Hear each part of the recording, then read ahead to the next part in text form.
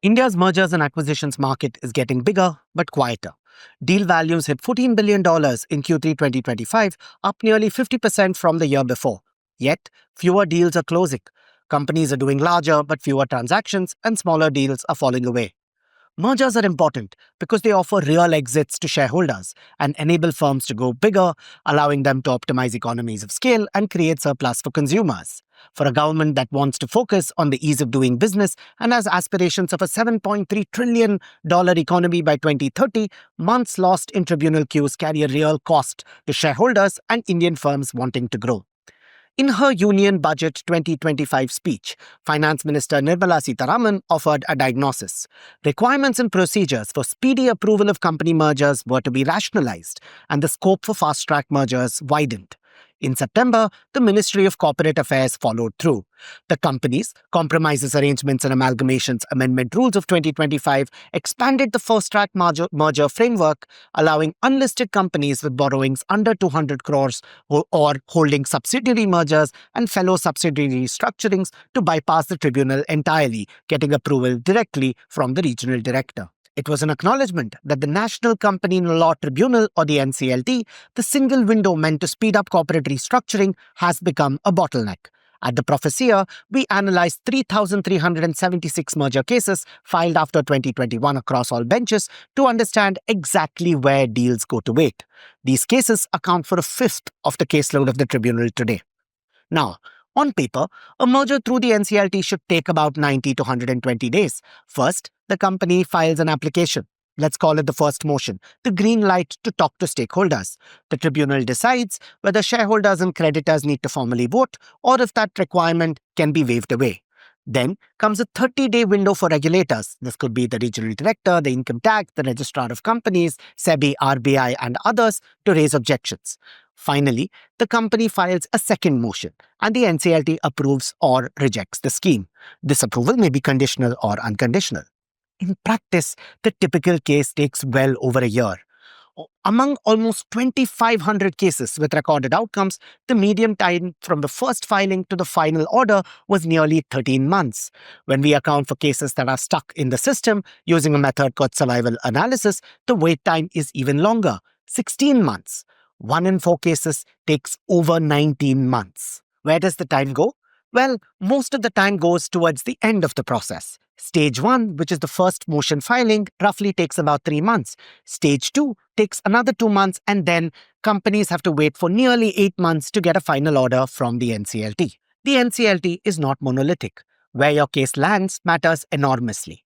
Among benches with substantial caseloads, a case in Bangalore takes nearly 20 months, with 87% of cases taking well over a year. Ahmedabad and Hyderabad, by contrast, clock a median of 10 months, with nearly 30% of cases exceeding a year.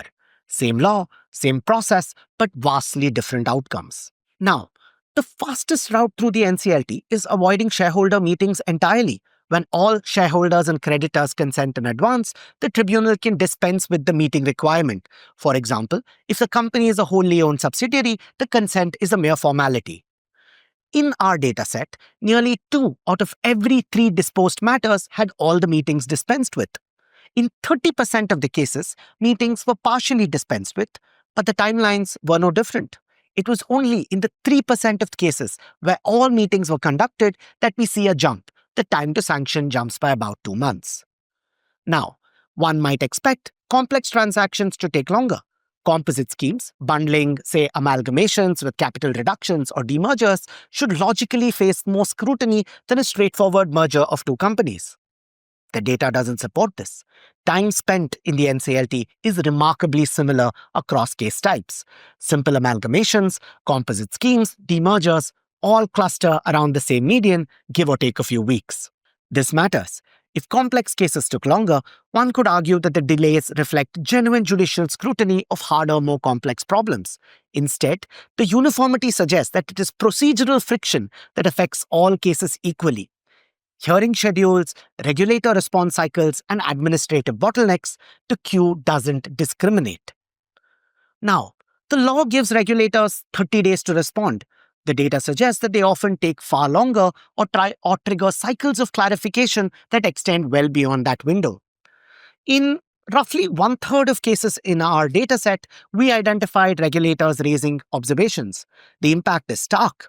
Cases without recorded regulator observations took a median of 11 months. Cases with at least one regulator flagging issues, it takes about 17 months, an additional 6 months of uncertainty for the firm. Now, isolating individual regulators has proven to be a challenge since observations often overlap, but some patterns emerge. The regional director, a civil servant appointed by the Ministry of Corporate Affairs, appears most frequently.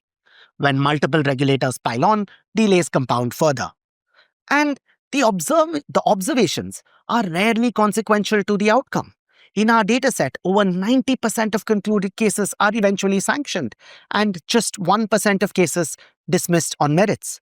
But every query from a regulator triggers a response cycle: clarification, hearing, adjournment, repeat.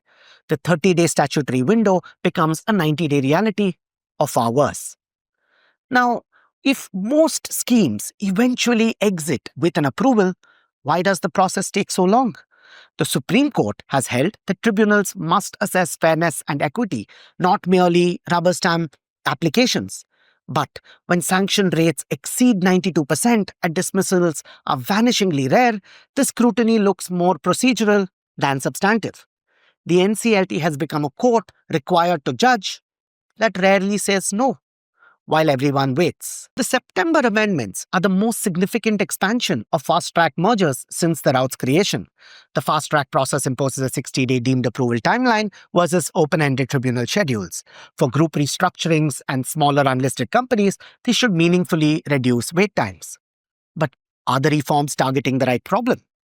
Skipping shareholder meetings, the core mechanism that fast-track expansion enables, saves roughly 2 months, if at all. Avoiding regulatory observations saves 5. The bottleneck the government has addressed is real but modest. The regulatory back and forth, the stretched 30-day windows, the hearing adjournment cycles, that is where the real time vanishes. And for the cases that do hit a regulatory snag, the NCLT remains the only path.